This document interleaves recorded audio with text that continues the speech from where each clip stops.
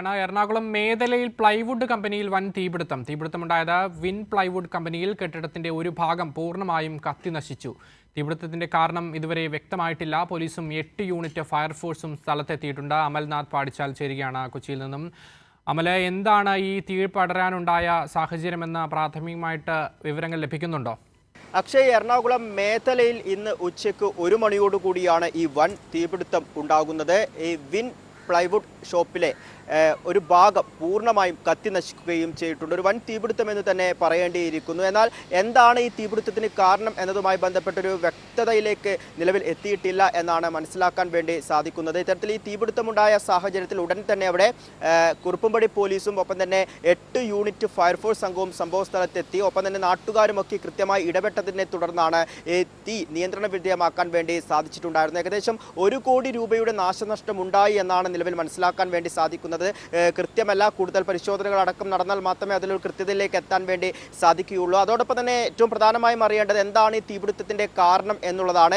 ഈ ഒരു സംഭവം നടക്കുമ്പോൾ, അതായത് ഈ പ്ലൈവുഡ് ഷോപ്പിനകത്ത് ചില വെൽഡിംഗ് വർക്കുകളൊക്കെ തന്നെ നടന്നിരുന്നു എന്നാണ് മനസ്സിലാക്കുന്നത്. അപ്പോൾ ഒരു തീപിടുത്തം അല്ലെങ്കിൽ തീ ആളിപ്പടർന്നതാണോ എന്ന രീതിയിലുള്ള സംശയങ്ങളടക്കം നിലവിലുണ്ട്. പക്ഷെ അതൊന്നും സ്ഥിരീകരിച്ചിട്ടില്ല. അത്തരം പരിശോധനകളൊക്കെ തന്നെയും നിലവിൽ ഇപ്പോൾ പോലീസിന്റെ നേതൃത്വത്തിൽ നടന്നുകൊണ്ടിരിക്കുകയാണ്. അതേസമയം തന്നെ ഏറ്റവും ആശ്വാസകരമായ ഒരു കാര്യം എന്ന് പറയുന്നത് ഈ തീപിടുത്തത്തിൽ ആളപായമൊന്നും തന്നെ ഉണ്ടായിട്ടില്ല എന്നാണ്. ഉച്ചയ്ക്ക് 1 മണിയോടുകൂടിയാണ് ഈ തീപിടുത്തം നടക്കുന്നത്. എന്നാൽ ആ സമയം അതിനകത്ത് ജോലി ചെയ്യുന്ന ആരും തന്നെ ഉണ്ടായിരുന്നില്ല. അതിനാൽ തന്നെ ആളപായമൊന്നുമില്ല എന്നത് വലിയ ആശ്വാസകരമായ ഒരു കാര്യം തന്നെയാണ്. എന്ത് തന്നെയായാലും തീ പൂർണ്ണമായും നിയന്ത്രണ വിധേയമാക്കാൻ വേണ്ടി സാധിച്ചിട്ടുണ്ട്. 8 യൂണിറ്റ് ഫയർഫോഴ്സ് സംഘം സംഭവ സ്ഥലത്തെത്തുകയും കൃത്യമായി ഏകദേശം 1 മണിക്കൂറിന് മുകളിലായി നടത്തിയ പ്രയത്നത്തിനൊടുവിലാണ് ഇത്തരത്തിൽ തീ നിയന്ത്രണ വിധേയമാക്കാൻ സാധിച്ചിട്ടുള്ളത്. ഒപ്പം തന്നെ ആളപായമില്ല എന്നത് വലിയ ആശ്വാസകരമായ ഒരു കാര്യമാണ്. തീപിടുത്തത്തിന്റെ കാരണം എന്താണ് എന്നതിലേക്ക് ഒരു വ്യക്തതയിലേക്ക് എത്തിയിട്ടില്ല. കൂടുതൽ പരിശോധനയിലൂടെ അത് മനസ്സിലാക്കാൻ വേണ്ടി സാധിക്കുമെന്നാണ് മനസ്സിലാക്കുന്നത്. അക്ഷയ്, അമൽ, ഈ സ്ഥാപനത്തിൽ ഈ സമയം ജോലി ചെയ്തുകൊണ്ടിരുന്ന തൊഴിലാളികളുടെയോ മറ്റോ പ്രതികരണങ്ങൾ എന്തെങ്കിലും ലഭ്യമായിട്ടുണ്ടോ? പക്ഷേ അത്തരത്തിൽ കൃത്യമായ ഒരു പ്രതികരണത്തിലേക്ക് എത്താൻ വേണ്ടി അല്ലെങ്കിൽ പ്രതികരണം നൽകാൻ വേണ്ടി ആരും തന്നെ തയ്യാറായിട്ടില്ല എന്നുള്ളതാണ്. ഈ ഒരു സംഭവം നടക്കുമ്പോൾ, അതായത് ഉച്ചയോടുകൂടിയാണ് ഈ സംഭവം നടക്കുന്നത്. ഈ സംഭവം നടക്കുമ്പോൾ അതിനകത്ത് തൊഴിലാളികളൊന്നും തന്നെ ഉണ്ടായിരുന്നില്ല. അതിനാൽ തന്നെ എന്താണ് അവിടെ സംഭവിച്ചത് എന്നതുമായി ബന്ധപ്പെട്ട് നിലവിൽ ഇപ്പോഴും വ്യക്തത ലഭിച്ചിട്ടില്ല.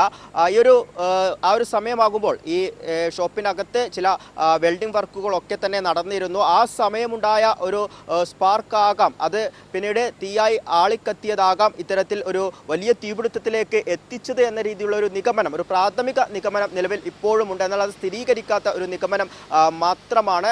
അത്തരത്തിൽ ഇപ്പോൾ പറഞ്ഞ പോലെ തന്നെ പ്ലൈവുഡ് ഷോപ്പാണ്. ഈ ഒരു തീപിടുത്തം ഉണ്ടാവുകയും അത് പിന്നീട് ആളിക്കത്തുകയായിരുന്നു. മറ്റ് ചില ഭാഗങ്ങളിലേക്കടക്കം തീ ആളിപ്പടരുകയായിരുന്നു.